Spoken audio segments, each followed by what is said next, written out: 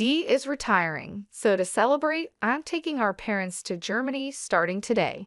I'm borrowing your platinum card for the trip and plan to live it up on your credit card. What a trip this will be. What are you talking about? Just what I said. No, I don't get what you mean by just what I said. Please explain. We need to hurry. I get it. We'll go soon. Sorry, I have to move on now. I'll hear the details when I get back. Just one thing, though the credit card won't work. Huh! My jobless husband Jeremy took my credit card to take our parents-in-law on a trip. I put up with a lot from Jeremy, but this seems like the perfect opportunity to teach him a lesson. When he returns from the trip, he'll have some big regrets. I'm Maria, a 35-year-old company employee. After graduating from a prestigious university, I landed a job at a major company and have received good evaluations. Despite being only 35, my income is enough to support Jeremy, who doesn't work, and a child if we had one, but that's hypothetical. We've been married for 6 years and don't have kids yet, though we're thinking about it soon. Blessed with a good job and income, I should be happy in my newlywed life, but I'm not. The part about having a child is hypothetical, but Jeremy not working isn't. I'm not hungry for dinner because I ate snacks. That's fine, but what about your job search? I didn't go for an interview today. Just stayed home looking at job websites. Jeremy quit his job a year ago and has been job hunting since. To be precise, he's been working part-time but doesn't stick with any job for long. He starts a job, quits soon after, relaxes for a while, then looks for another part-time job. You're looking at part-time jobs again, aren't you? I'm looking at both full-time and part-time.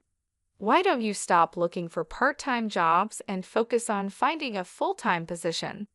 I know, but there is a right time for everything. I wish Jeremy would find a steady job, but there's a reason he can't be pushed too hard. He quit his last job because of a conflict over work policies with his boss. That boss was notoriously difficult in the office. Jeremy stood up to the boss as the office representative, backed by his colleagues. But when the conflict escalated, his colleagues sided with the boss, not with Jeremy. As a result, Jeremy lost his boss's approval, felt betrayed by his colleagues, and found it hard to stay, so he left the company. Jeremy, dinner's ready? Can you bring it here? After quitting, Jeremy became reclusive, staying in his room. After about 3 weeks, he started coming out and helping with household chores. I'll do the dishes. Really? Thanks. Then it's all yours. Yeah, I've got nothing but time, Jeremy said, smiling, but it didn't seem genuine. Yet after another 3 weeks, he started job hunting. I have an interview today. Is it your top choice? Yeah, I'm going to get this job and start over. I'm rooting for you. Do your best. A month after quitting, Jeremy began job hunting in earnest. But even after a month, he couldn't find a job. Why am I always rejected? Damn it, it's all my previous company's fault. Don't get frustrated. You'll find something good. Of course I'm frustrated. I did nothing wrong. Jeremy might not be entirely blameless, but what happened at his last job wasn't entirely his fault either.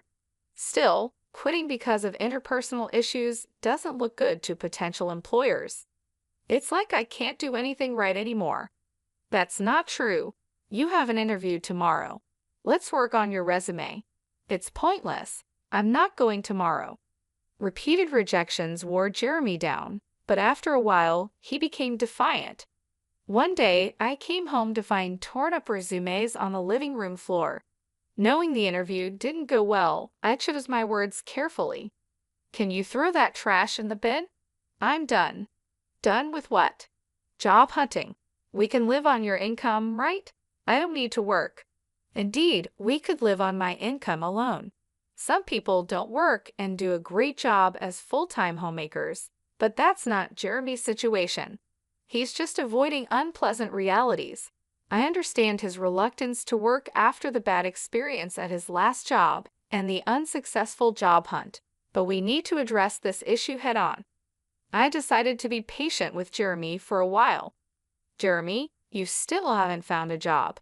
What's your plan? I've worked hard before. This is just an extended break. I'm not just resting. I'm studying for the future. That's good to hear. Living near my in-laws, Jeremy's mother, Linda, and father, Brandon, started visiting us more often after he quit his job. They were probably worried about him. Hearing that Jeremy was preparing for his next job, they seemed relieved, but that was a blatant lie. The beer will run out today. Can you buy some on your way home? It's running out again? You drink too much. Try to cut down a bit. Fine. I won't ask you again. I'll buy it myself. Jeremy wasn't studying or job hunting. He spent his days watching TV and drinking beer. He probably didn't want others to know he was unemployed. If I told my in-laws the truth, it might hurt Jeremy too much, so I decided to stay silent about whatever excuses Jeremy made. But he stopped job hunting for over 5 months, and I finally decided to speak up. Jeremy, maybe it's time to start job hunting. You seem more settled now. What? It's been less than half a year since the incident at my last job. You want me to work again after what happened? I just thought the break was a bit long. Stop nagging. You can't understand my feelings since your job is going well. I have my own struggles, you know. Everyone has work problems and relationship issues. We all try to solve them. Let's work through this together. I get it. I'll look for a job, okay? Jeremy walked out in the middle of the conversation. My words seemed to have hurt him, but him agreeing to job hunt seemed like progress. I decided to apologize when he was feeling better. I got a job because of your nagging. That's great. Where at? At a nearby supermarket. So you'll need to learn and work hard, right? It's just part-time. No need to work too hard. Part-time or not, even part-time is a job. Do you have a problem with that? I wanted to say something to Jeremy, but maybe a little work could be a step toward his recovery. I decided to watch and see. I'm home. Jeremy, you're back. How's the job? I quit the supermarket part-time. Why? It hasn't been that long. A college student there was being bossy, telling me to always put the vegetable boxes at the bottom in storage. It felt like harassment. That student was likely just teaching Jeremy the job.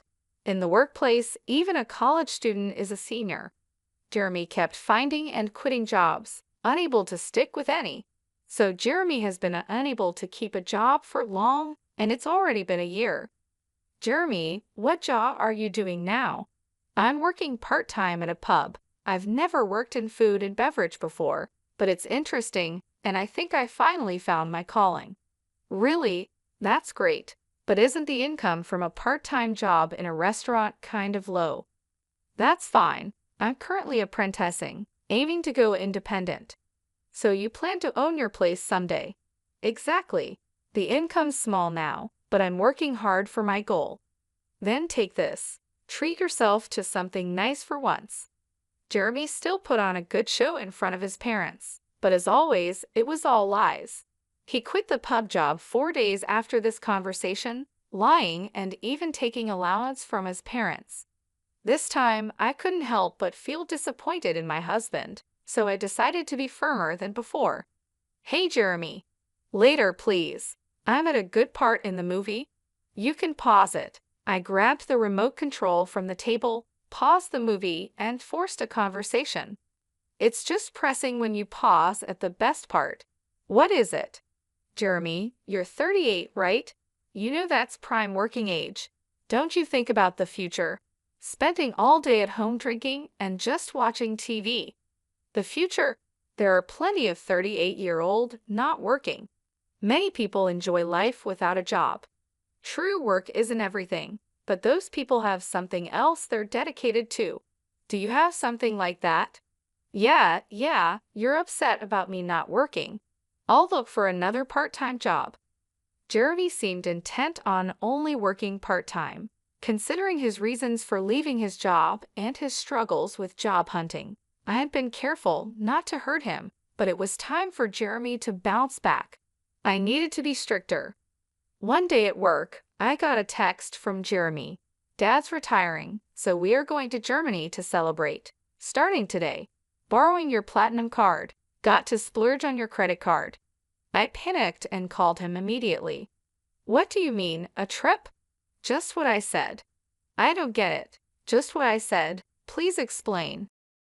So many things are wrong here. It's fine to celebrate Brandon's retirement, but he should have consulted me before using my money and borrowing the credit card more like stealing. And why am I paying for a trip to Germany that I'm not going on? Jeremy was probably bragging to his parents, claiming the money was from his savings. My credit card. Thinking about it infuriated me, but one thing Jeremy said caught my attention. You said you borrowed a credit card. The one from our house. Yeah. Why do I have a platinum card? Some people think you need a high income for it, but that's not true. Credit history, stable income, and other factors matter, and it's attainable in your 40s. The annual fee is high, but I use it for the benefits and points. However, that credit card is in my wallet. So you took the credit card from home? Yeah, so I'm counting on you for the payment. Jeremy, elated about his trip to Germany, is speaking to me in a provocative tone. I have been patient with Jeremy for a long time, but this seems like a good opportunity. Jeremy thinks he's clever taking my credit card and being all cheerful, but he's in for a surprise. What are you doing? We need to go. Got it. I'm coming. Sorry, I need to move on now. I'll hear the details when I get back. Just one more thing, the credit card you took won't work. What? That can't be right. It's in Maria's name, and the expiry date is this month. It's short, but it shouldn't be a problem. You're lying, right, Maria? You're lying to stop me from using the card, aren't you? Such a lie is easy to see through. Yes, it expires this month. That's why I have already received a new credit card. What does that mean? So I have 2 credit cards to use for a while now. Sometimes with my credit card, when the new one is activated, the old one stops working. And I've already started using the new card, so the one you took won't work. You're kidding, right? You think it's a lie? If you don't believe me, I can send you the URL to the credit card website, or you could just try using the card. It would be amusing to see you try to pay with a card that doesn't work. This credit card really won't work. Hey, hurry up. I hear his parents calling him from the background of the phone call, but Jeremy, realizing the credit card won't work, seems too flustered to hear them. What should I do? I told them I'd pay for everything except the round-trip travel. Oh, they covered the flight? Yes, Dad felt bad about having all the trip costs covered. What should I do? I'm about to take a cab, and I don't even have money for that. That's not my problem. You said you would pay for everything but the flight. If so, using my credit card in the first place was wrong. Pay with your own money. How can I? I don't have any money. Right, Jeremy. You haven't been working seriously. It's your fault for trying to look good taking your parents on a trip without money. I'm at work, so I have to hang up now. I just wanted to tell you about the credit card. Wait, I hung up and returned to work. Jeremy, unable to pay even for the cab, would have to be honest with his parents. That night after I finished work, I got a call from Laura. I heard from Jeremy. He tried to pay with your credit card and lied about working. Sorry for the trouble. No, don't apologize, Laura. I'm sorry for the inconvenience about the credit card. Are you okay with the money? We'll cover this trip's cost when we get back. I'll make Jeremy apologize and find a job immediately. I'm sorry, Laura, but I'm considering divorcing Jeremy. Divorce because of this? It's part of it, but Jeremy has been taking money from me for a while. What? I stopped giving Jeremy money to curb his drinking. He started a part-time job and bought his own alcohol, but the salary from part-time work shouldn't be enough for daily drinking. Jeremy was taking money from my wallet to buy alcohol. Over a year, he repeatedly stole amounts ranging from $7 to $70. The sum became significant. I had been strict with Jeremy, hoping he would eventually turn things around, but when he stole my credit card for his trip, it wasn't just about $75 anymore. This leap in the amount he took convinced me that he had no intention of improving. I respect your decision. Should I tell Jeremy about the divorce? Could you just tell him I want a divorce? We'll discuss the rest when he returns home. About an hour later, the next morning after my call with Laura, Jeremy called. He must have heard about the divorce from Laura, but I had asked her to wait until he was back to discuss it. Too exhausted, I had decided not to answer his call. The next morning, after returning from work, I found Jeremy at home. He had cut his trip short. "I'll work properly now. Please don't leave me," he pleaded. As I entered the living room and saw Jeremy, he immediately apologized. His regrets seemed sincere, but came too late. He had a whole year to change, yet still asked for another chance. I had warned him repeatedly, yet he squandered every opportunity. I'm not going to give Jeremy another chance because he gave up on me. My mind is made up. Can you leave? Please don't say that. If you don't leave, should I call someone to help you pack your things? I'll move out only if you can afford the rent here. Jeremy fell silent. He didn't even have the money for next month's rent, let alone an income. My words and the reality of the impending divorce made him realize the severity of his situation. With nothing to take, Jeremy seemed to be leaving the house, probably heading to his parents' place. I thought about asking if he had money for transportation, but Jeremy isn't a child. He should manage his own affairs, money or not. I sadly watched Jeremy leave the house. After leaving, Jeremy went to his parents' house. Later, I received a call from Linda. My parents-in-law let Jeremy stay for one night, but then asked him to leave the next day. They thought he might become too reliant on them if he stayed. Creating a situation where he must fend for himself was perhaps their intention. It must have been painful as parents to send their son away, but they made a tough decision for Jeremy's recovery. Kicked out from his parents' home, Jeremy came back to our house, pleading with me. "Please help me. I've got nowhere to go and no money." That's the result of your own actions. You need to handle it yourself. Everyone deals with their hardships. Maybe sometimes it's necessary to ask for help, but all you have done in the past year is abandon your responsibilities and do as you please. I didn't let Jeremy into the house and turned him away from the doorstep. The divorce eventually went through. Jeremy was reluctant, but with the support of his parents, it happened quicker than expected. I have no idea what happened to Jeremy after we split up.